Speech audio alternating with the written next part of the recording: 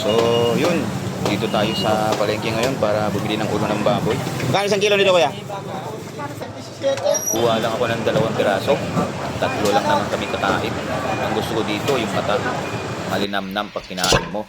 Lasang-lasa mo talaga, yung sarap. Pagdating ko sa bahay, dali-dali kong inugasan. At napaisip ako kung anong lutong gagawin ko.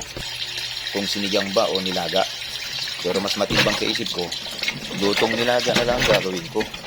Para lasap na lasap mo, tunay na sabaw ng ulo ng baboy, mga idol. Pagkatapos kong inugasan, sinalang ko na rin sa apoy. At sinabay ko na rin sibuyas at paminta, mga idol. So, yun, malambot na siya. Nilagay ko na rin yung siling haba at Baguio beans. Sa part na yan, di na ako naglagay ng pork cube.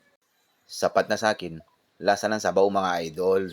Yan o, yan yung mata. Kita nyo naman, sabaw pa lang, ulam na. Dahil luto na Baguio beans, saka ko naman nilagay ang pechay Baguio. So, yun, luto na. Kainan na naman. Yun, mga idol, kain tayo ng ulo ng baboy. Ito siya, mga idol, oh. Yan, buong ulo ng baboy yan. Tingnan natin yung sabaw.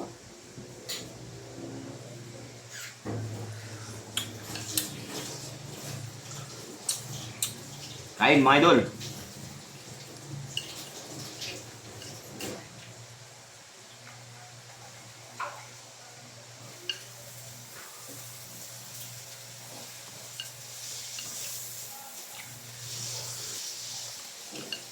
Sarap.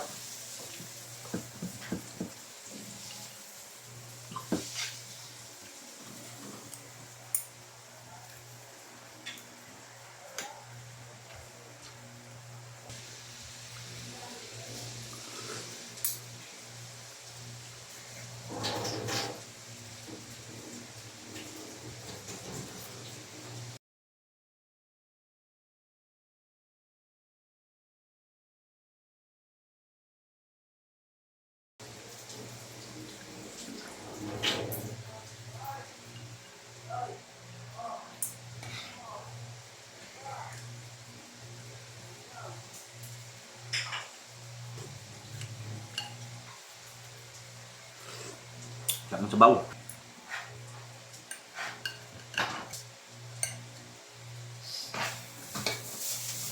Ito yung mata, idol, oh. Kanang baboy.